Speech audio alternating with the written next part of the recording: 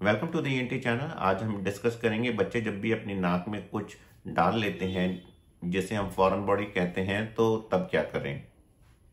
वो foreign body अक्सर जो मेरे को देखने आया है कि बच्चे टिश्यू घुसा लेते हैं, क्रेयॉन्स घुसा लेते हैं और पेन की कैप, रबड़, इरेजर्स, दाल, मटर का दाना, मूंगफली का दाना घुसा लेते हैं। और एक बार तो एक बच्चा जो टॉय में जो स्मॉल स्मॉल बैटरीज होती है वो डाल के आ गया, जो बहुत ही डेंजरस था, जिसका केमिकल लीक कर गया था और बीच की हड्डी भी गली हुई थी।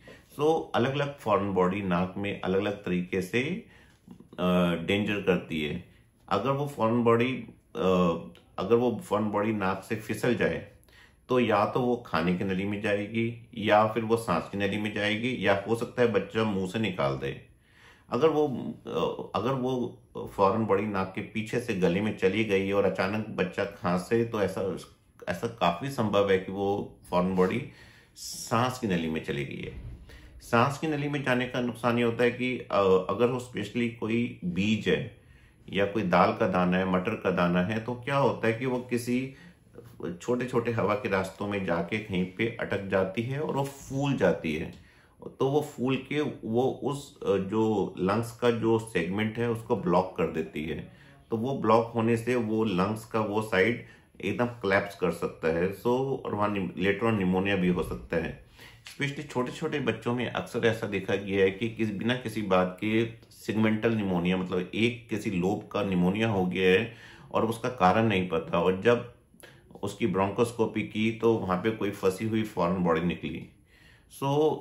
ऐसे सभी केस नाक में जो हमें कोशिश करनी है कि फॉरेन बॉडी नाक से तुरंत निकाल देनी चाहिए। वेट नहीं करना चाहिए कि फॉरेन बॉडी अपने आप कुछ करेगी। दूसरा, अगर कोई बच्चा आता है जिसकी एक नाक ठीक है, एक नाक बंद है और एक नाक से ब्लड तक आ रहा है, फाउल स्मेल आ रहा है, तो पक्का फॉरेन बॉडी होगी। मैंने अपनी प्रैक्टिस में अक्सर देखा है कि उनको वो अपने डॉक्टर से इलाज करा रहे हैं, एंटीबायोटिक खा रहे हैं, पर वो नाक खुल नहीं रही है और बच्चा भी कुछ बता नहीं रहा है, बच्चा भी मस्त है, पेरेंट्स भी मस्त हैं। बट लेटर ऑन जब सिचुएशन में थोड़ा और सिम्टम थोड़े अग्रेवेट हुए तो वो ईएनटी डॉक्टर के पास आ रहे हैं। कई बार मैंने एकदम क्रम्पल कपड़ा निकाला था, याद है कितना बदबू आ रहा था और अंदर पूरा पस था, जिसको बाद में सक्शन किया मैंने।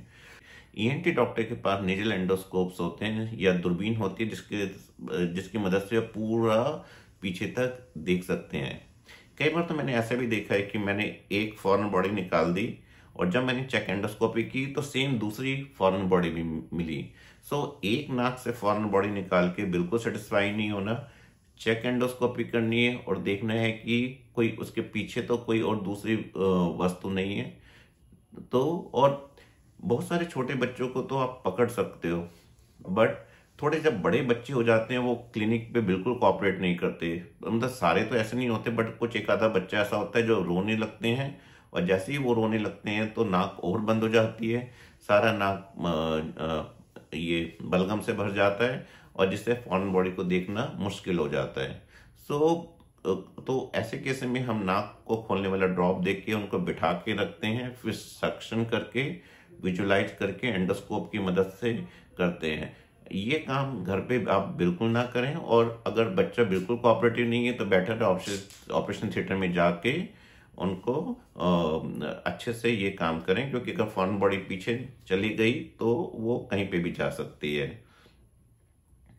सबसे खतरनाक फॉरेन बॉडी बैटरी सेल्स होती हैं। अगर मेरे को रात को फोन आए तो मैं तुरंत भाग के आता हूँ कि बैटरी जरा भी लीक हो गई तो वो बहुत जबरदस्त केमिकल डैमेज होती है, बीच की नाक की हड्डी में छेद कर सकती है।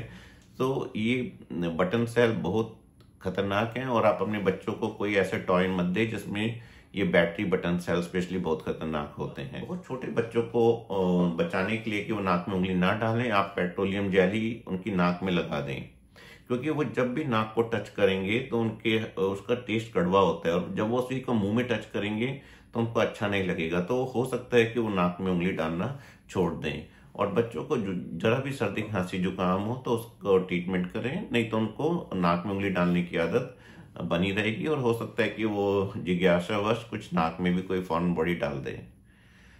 मैं उम्मीद करता हूँ कि इस वीडियो से आपको काफी इंफॉर्मेशन मिली होगी। Thank you.